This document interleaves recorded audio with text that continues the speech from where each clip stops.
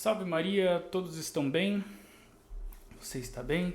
Está acompanhando os vídeos do nosso canal, né? Se estiver gostando, por favor, se inscreva no canal, você que não é inscrito, já deixa uma curtida, compartilhe também com seus amigos, né? Deixe nos comentários quaisquer dúvidas que tiver.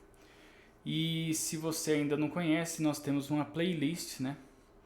Que você pode puxar, né, o livro do catecismo aqui nas leituras conosco, desde o primeiro vídeo, né, até o presente.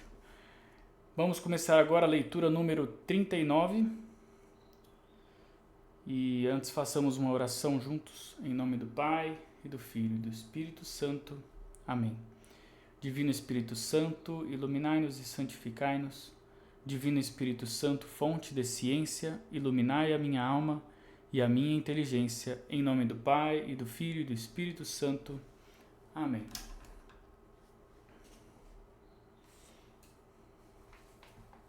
Estamos agora finalizando a quarta parte dos sacramentos, né?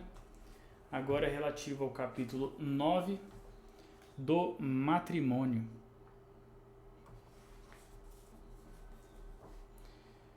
Do matrimônio. Primeiro parágrafo. Natureza do sacramento do matrimônio. Que é o sacramento do matrimônio?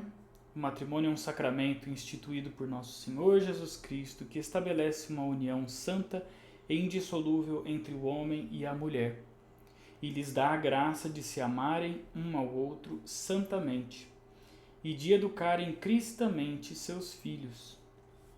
Por quem foi instituído o matrimônio? O matrimônio foi instituído pelo próprio Deus no paraíso terrestre e no Novo Testamento foi elevado por Jesus Cristo à dignidade de sacramento.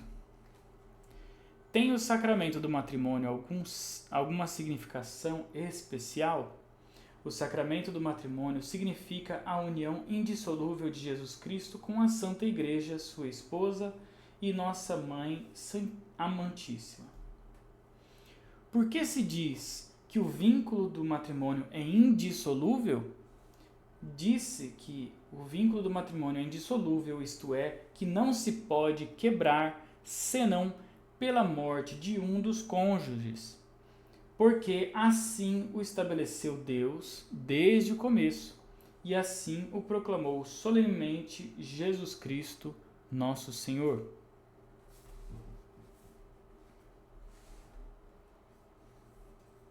No matrimônio cristão, poder-se-ia separar o contrato do sacramento? Não. No matrimônio entre cristãos, o contrato não se pode separar do sacramento, porque, para eles, o matrimônio não é outra coisa senão o mesmo contrato natural elevado por Jesus Cristo à dignidade de sacramento. Então, entre os cristãos, não pode haver verdadeiro matrimônio que não seja sacramento? Entre os cristãos não pode haver verdadeiro matrimônio que não seja sacramento. Que efeitos produz o sacramento do matrimônio? O sacramento do matrimônio, primeiro, dá um aumento da graça santificante. Segundo, confere a graça especial para se cumprirem fielmente todos os deveres matrimoniais. Segundo parágrafo. Ministros, cerimônias e disposições para o matrimônio. Quem são os ministros do sacramento do matrimônio? Os ministros deste sacramento são os mesmos esposos que reciprocamente conferem e recebem o sacramento. De que maneira se administra este sacramento? Este sacramento, porque conserva a natureza de contrato, é administrado pelos mesmos contraentes, declarando na presença do próprio pároco ou de outro sacerdote devidamente autorizado e de duas testemunhas que se unem em matrimônio. Para que serve, então, a bênção que o pároco dá aos esposos? A bênção que o pároco dá aos esposos não é necessária para constituir o sacramento, mas é dada para sancionar em nome da Igreja a sua união e para atrair sempre mais sobre eles as bênçãos de Deus. Que intenção deve ter quem contrai matrimônio? Quem contrai matrimônio deve ter intenção, primeiro, de fazer a vontade de Deus, que o chama a tal estado. Segundo, de procurar nele a salvação da própria alma. Terceiro, de educar cristamente os filhos, se Deus lhes der. De que maneira se devem dispor os esposos para receber com fruto o sacramento do matrimônio? Os esposos, para receber com fruto o sacramento do matrimônio, devem, primeiro, encomendar-se de todo o coração a Deus,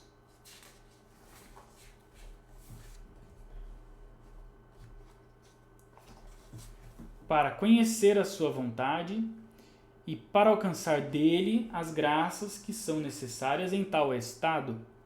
Segundo, consultar os próprios pais antes de chegar ao noivado, como exige a obediência e o respeito devido aos mesmos. Terceiro, preparar-se com uma boa confissão, até mesmo geral, se for necessário, de toda a vida.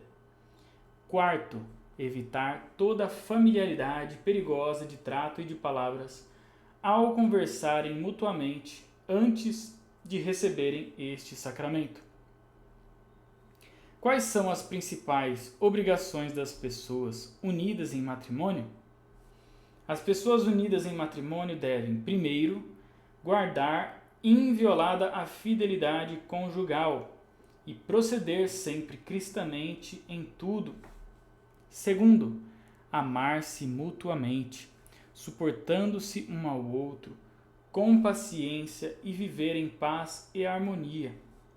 Terceiro, se tem filhos, cuidar seriamente de prover as suas necessidades, dar-lhes educação cristã e deixar-lhes a liberdade de escolher o estado de vida a que Deus os chamar. Terceiro parágrafo. Condições e impedimentos do matrimônio. Que é necessário para contrair validamente o matrimônio cristão? Para contrair validamente o matrimônio cristão é necessário estar livre de qualquer impedimento matrimonial dirimente e dar livremente o próprio consentimento ao contrato do matrimônio na presença do próprio pároco ou de um sacerdote devidamente autorizado e de 2 testemunhas. Que é necessário para contrair licitamente o matrimônio cristão? Para contrair licitamente o matrimônio cristão é necessário estar livre dos impedimentos matrimoniais impedientes, estar instruído nas verdades principais da religião e estar em estado de graça. Não estando em estado de graça, cometer-se-ia um sacrilégio. Que são os impedimentos matrimoniais? Os impedimentos matrimoniais são certas circunstâncias que tornam o matrimônio ou inválido ou ilícito. No primeiro caso, chamam-se impedimentos dirimentes, no segundo caso, impedimentos impedientes. Dai-me alguns exemplos de impedimentos dirimentes. Impedimentos dirimentes são, por exemplo, a consanguinidade até ao 3º grau, o parentesco espiritual, o voto solene de castidade, a diversidade de culto entre batizados e não batizados, etc. Dai-me algum exemplo de impedimento impediente. Impedimento impediente é, por exemplo, o voto simples de castidade, etc. São os fiéis obrigados a manifestar a autoridade eclesiástica os impedimentos matrimoniais que conhecem? Os fiéis são obrigados a manifestar a autoridade eclesiástica os impedimentos matrimoniais que conhecem, e é por isso que os párocos fazem as publicações, isto é, leem os pregões dos que vão se casar. Quem tem o poder de estabelecer impedimentos matrimoniais, de dispensar deles e de julgar a validade do matrimônio cristão? só a Igreja tem o poder de estabelecer impedimentos e de julgar a validade do matrimônio entre os cristãos, assim como só a Igreja pode dispensar daqueles impedimentos que ela estabeleceu.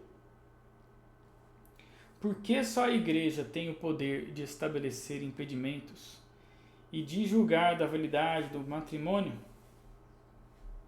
Só a Igreja tem o poder de estabelecer impedimentos, de julgar da validade do matrimônio e de dispensar dos impedimentos que ela própria estabeleceu, porque, não se podendo separar do matrimônio cristão o contrato do sacramento, também o contrato cai sob a alçada da Igreja, porque só a ela conferiu Jesus Cristo o direito de promulgar leis e decisões acerca das coisas sagradas. Pode a autoridade civil dissolver com o divórcio o vínculo do matrimônio cristão? Não. O vínculo do matrimônio cristão não pode ser dissolvido pela autoridade civil, porque esta não pode ingerir-se em matéria de sacramentos, nem separar o que Deus uniu. Que é o matrimônio ou casamento civil? O casamento civil não é mais que uma formalidade prescrita pela lei para os cidadãos, a fim de dar e de assegurar os efeitos civis aos casados e a seus filhos. Pode um cristão celebrar somente o casamento ou o contrato civil?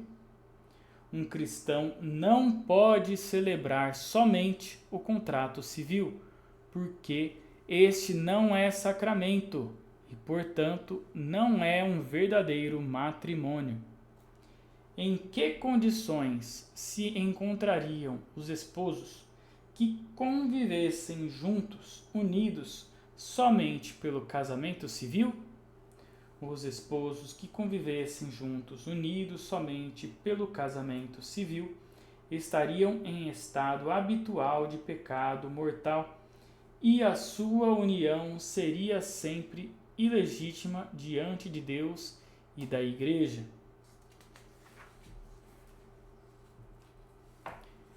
Deve-se fazer também o contrato civil?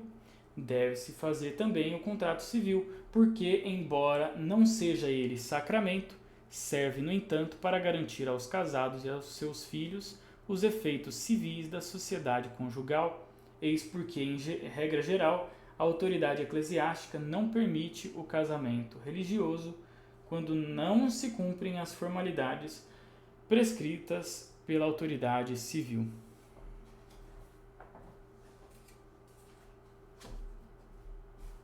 Em nome do Pai, do Filho e do Espírito Santo. Amém. Caros irmãos, continuemos nos estudos com dedicação e com muito amor a Deus. Salve Maria!